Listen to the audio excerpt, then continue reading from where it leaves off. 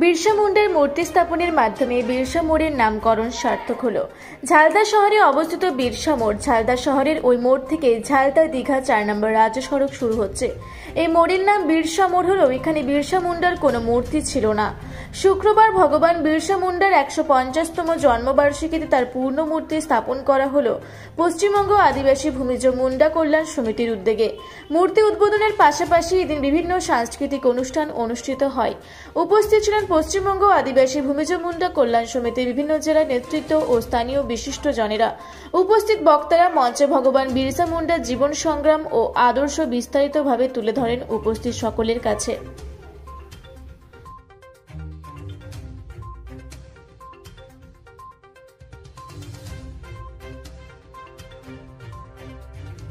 আজকে পূর্ণাবয় মূর্তি আজকে প্রতিষ্ঠা হলো, আপনি পৌর প্রধান হিসেবে এই মঞ্চে আপনি ছিলেন। এরপরে আমরা এটাকে কিভাবে আমাদের শ্রদ্ধেয় শিক্ষক শিবশঙ্কর সিং সর্দার মহাশয়ের কাছ থেকে একটা যে কমিটি ছিল বিরসা মুন্ডা নাম ছিল, কিন্তু ভগবান বিরসা মুন্ডার মূর্তি ছিল না।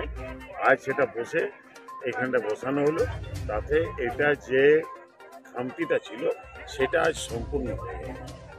এবং ধন্যবাদ জানাবো আদিবাসী মুন্ডা সমাজ ভূমি কমিটিকে, যারা এই উদ্যোগ নিয়ে এই যে খামতিটা পৌরসভার মধ্যে এই খামতিটা ছিল, তারা সেটা উদ্যোগ নিয়ে সম্পূর্ণ করেছে। তাদের কারণে বর্তমান যে প্রজন্ম বিরসা মুন্ডাকে নিয়ে তারা কতটা, এটা তো আমাদেরকে ইতিহাসটা জানাতে হবে। অনেক লোক আছেন যারা ইতিহাসের গর্তে ডুবে আছেন, যাদেরকে মানুষ জানতে পারেনি, যার কি ওরা করেছে আমাদের দেশের জন্য, কি ভালো করেছে, সমাজের জন্য কি ভালো করেছে। অনেক মানুষ গর্তের ভিতরে ঢুকে আছে। বিরসা মুন্ডা, ভগবান বিরসা মুন্ডাকে যে স্থান পাওয়া উচিত ছিল, সেই স্থান কিন্তু আমাদের ইতিহাস ইতিপূর্বে দিতে পারেন। আজ এই মানুষ ধীরে ধীরে সজাগ হচ্ছে। এই আপনি যে মুন্ডা সমাজ মানে আদিবাসী এরিয়াটাকে কিন্তু ট্রাইবেল এরিয়া এবং খুব গরিব এলাকা বলে পরিচিত করার ইঙ্গিতে ব্রিটিশ সাম্রাজ্য সেভাবে কিন্তু কোনোদিন দেখে নেই। অন্যান্য যারা পলিটিক্যাল মাইলেজে যারা নিয়েছেন, তারাও কিন্তু এই সমাজকে ভালো মানে ডেভেলপ যে কীভাবে আনবো বা সমাজের মধ্যে মূল সমাজে ফিরে আনতে পারি, সেটার প্রতি কেউ কিন্তু চোখ নেই। ধীরে ধীরে জাগ্রত হচ্ছে। এখন এই 20-25 বছরের মধ্যে অনেকটা রিভাইভাল হয়েছে। আজকে মানুষ সজাগ হয়েছে। আপনি দেখুন রাঁচি ইত্যাদি এরিয়া আরও দ্বীপে চলে যান, যেদিকে যাবেন চাইবাসা, লোয়ার দাগা, যেদিকে যাবেন সব জায়গায় মিশনারি তৈরি হয়েছে। কেন? যে এই সমাজের যত লোককে পারবো ভুলিয়ে কিছু দিয়ে হয়তো তাদের কিছু ক্রাইসিস থাকতে পারে, কিন্তু ভারতের মানুষ, জনগণ, পশ্চিমবাংলার মানুষ বিশেষ করে ফিরায় থাকতে পারে, কিন্তু ধর্ম পরিবর্তনের দিকে আগত হয় নাই। আগে যেটা তারা করতে পেরেছিলেন, আজকে কিন্তু তারা সেখানে মিশনারিও অনেকটা অঞ্জুক খাচ্ছে এবং আর কিন্তু এই মানে কি বলে ইয়াটাকে আর কিন্তু ডাইভার্ট করতে পারছে না। মানুষ কিন্তু নিজের ধর্মের সঙ্গে আছে। আর স্বর্ণা মানে কি, এইটা তো আসল। এই জল জঙ্গল জমি, আজ গাছকে পূজা, গাছ আমাদেরকে অক্সিজেন দিচ্ছে, আমরা তার জন্য বেঁচে আছি। জল জঙ্গল জমি যদি না থাকে, মানুষ কিন্তু আর বাঁচতে পারবে না, মানে মানুষই শেষ হয়ে যাবে। অক্সিজেন না পেলে বাঁচবেন কোথায়? আর যে গাছটাই আছে যে আমাদেরকে বাঁচিয়ে রেখেছে এবং আমরা নিঃশ্বাস নিতে পারি।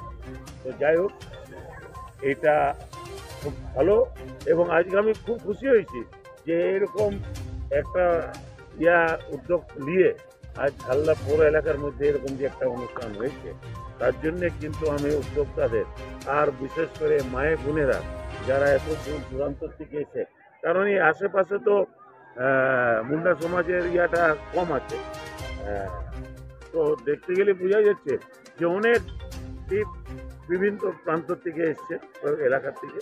তাদেরকে কিন্তু আমি অশেষ ধন্যবাদ জানাই। আমার নলেজও ছিল না যে এইভাবে লোক এখানে এত জড়ো হবে, নাহলে আরও কিছু হয়তো চিন্তা ভাবনা করা যেত। যাই হোক, আবার ভবিষ্যতে পরে থাকা যাবে। বিরসা মুন্ডার আজকে 150তম জন্মদিবস উপলক্ষে আজকে তার পূর্ণাবয় মূর্তি প্রতিষ্ঠা করেন এবং যেখানে আপনি তার জীবনী চর্চা করলেন এবং দেখা গেল যে বিভিন্ন ধর্মের প্রতি তার যে আনুগত্য, এইটাকে আপনি কীভাবে দেখছেন? ধর্মের প্রতি আনুগত্য না, মূল ব্যাপারটা ছিল ওনার যে রাজনৈতিক জীবন, তার প্রথমে উনি যেটা চেয়েছিলেন তার নিজ ধর্ম মুন্ডাজি কালচারের পুনরুজ্জীবন, রিভাইভালিজম, মুন্ডারি কালচারের পুনরুজ্জীবন। তদানীন্তন সময়ে যে শাসকদের যে কালচার, শাসকের সংস্কৃতি, অন্যান্য যে উপজাতীয় সংস্কৃতি ছিল সেইগুলোকে ডিমলিশ করে দিচ্ছে উনি। সেই জন্য আমাদের আদিবাসীদের যে সংস্কৃতি তার পুনরুজ্জীবন চাইছিলেন। এটাই ছিল তার রাজনৈতিক দর্শন, তার আন্দোলনের প্রথম দিক। বর্তমান এখনো দেখা যায় আদিবাসীরা জল জঙ্গলের জন্য এখনো আন্দোলন চালিয়ে যাচ্ছে। আদিবাসীরাই জল জঙ্গল জমি এটার জন্য আন্দোলন এখনো চালিয়ে যাচ্ছে। অর্থাৎ আমাদের আদিবাসী শহীদ যারা হয়েছেন, যারা আগে আন্দোলনটা করেছেন, তারা তো একটা বৃহত্তর স্বপ্ন দেখেছিলেন সমগ্র আদিবাসী ভারতবর্ষের জনজীবনের জন্য। এখন যেহেতু মাঝে 200 বছরের কলোনিয়াল একটা শাসন ব্যবস্থা চলেছে, সিস্টেমের মধ্যে পড়ে গেছে, সেই সিস্টেম থেকে বেরিয়ে আসার জন্য সময় লাগে। আমাদের বর্তমান শাসন কেন্দ্রের প্রতি দৃষ্টি আকর্ষণ করেছেন, পশ্চিমবঙ্গ রাজ্য সরকার কিছুটা দৃষ্টি আকর্ষণ করেছেন আমাদের স্টেট অনুযায়ী, আর আদিবাসীরা সজাগ দৃষ্টি রাখছেন তাদের স্বপ্ন পূরণের জন্য। আজকে এই যে পূর্ণাবয় মূর্তি উপস্থাপিত হলো বিশেষ করে বিরসা মোড়ে, এই বিষয়টাকে কীভাবে দেখছেন? এইটা তো মানে জনজীবনের উপর একটা অনুপ্রেরণা যোগায়। একজন লার্জার দেন লাইফ এমন একজন মানুষের একটা মানে তিনমুখী রাস্তায় বা চতুর্মুখী রাস্তাতে একটা পূর্ণাবয় মূর্তি। অন্ততপক্ষে যারা কিশোর, যারা শিশু, তারা জানতে চাইবে সে কে। যখন তারা তার নামটি জানতে চাইবে তখন তার কৃতিত্ব কী, তার কৃতিত্ব কীটাই তার কাছে আইডল, আদর্শ, যে আমি এমনি হব। সবাই তো আমি এমনি হব ভাবে, অর্থাৎ কাছাকাছি ছোঁয়ার চেষ্টা করে, তার আদর্শ প্র্যাকটিস করে। এটাই জীবন শৈলীতে সেই প্র্যাকটিসটা নিয়ে আসলে সে একজন মানে প্রকৃত মানুষ হওয়ার পথে যায়। ঝালদা থেকে সঞ্জয় সিং মাহাতোর রিপোর্ট, রূপসী বাংলা মিডিয়া।